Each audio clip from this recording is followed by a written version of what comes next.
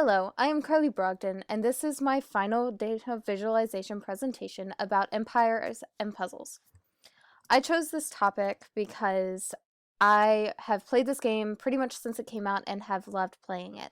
There are many heroes that I was actually unfamiliar with previous to doing this project, and I loved that I could take something from everyday activity and apply the concepts of data visualization to and prove that there's actually data in just about everything we do, even if we're unaware of it at the time in which we're doing it or using it.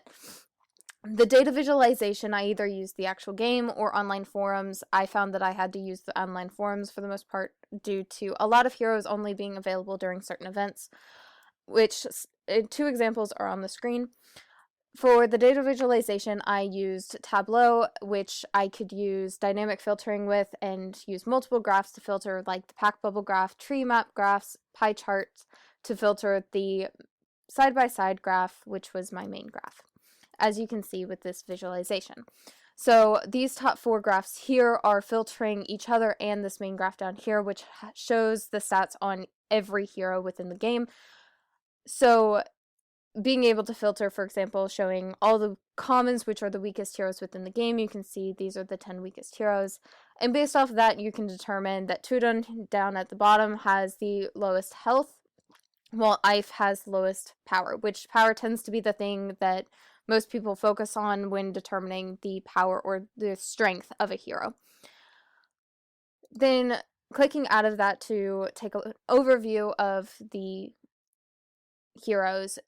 Within the hero elements, it's determined that Dark and Nature has the most heroes within those elements, and within events, the costume event, the challenge event, and the season 1 or main season event have the most heroes within the game. Then looking at the ranks, you can tell that majority or approximately half of the overall heroes are actually legendary, which makes it quite difficult to determine which hero has the highest stats or is the strongest, as you can see by the hero down here. However, by looking at each individual element, I was able to determine that the Teltalk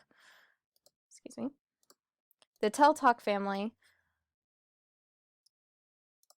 the Wonderland, Ninja, Wolf, and the Costume families contain the heroes that have the highest health, which I will highlight, for the overall elements.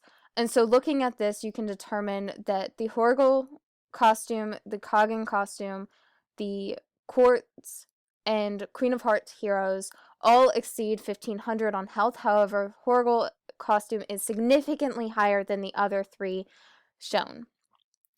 And so taking a look at the family, Wonderland family, which is actually the smallest family within the challenge event here, you can see that most heroes fall into Dark, Ice, and Nature within this family, and most are classified as legendary.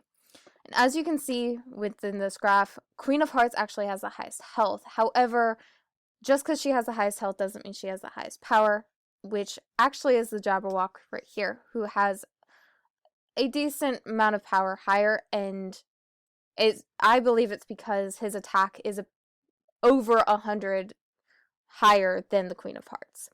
And looking at another family within the same event, you can see that the Starfall family are mainly wholly of heroes, and most are classified as legendaries. And looking here, you can see that the Feline hero is the hero with the highest health, while Director Zuri is the one with the highest power.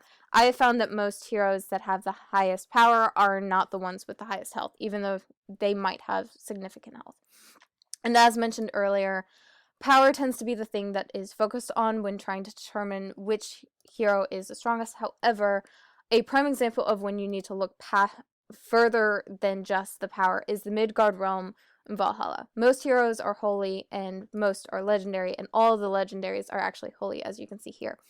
And there are three legendaries, Odin, Sif, and Thor, and if you look, all of their powers say 788. However, Odin has the highest defense, Sif has the highest attack, and Thor has the highest health.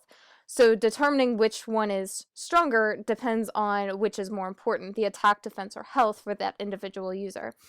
And so just looking at the power is enough. You need to determine which statistic is more important. So thank you for your time and have a wonderful day.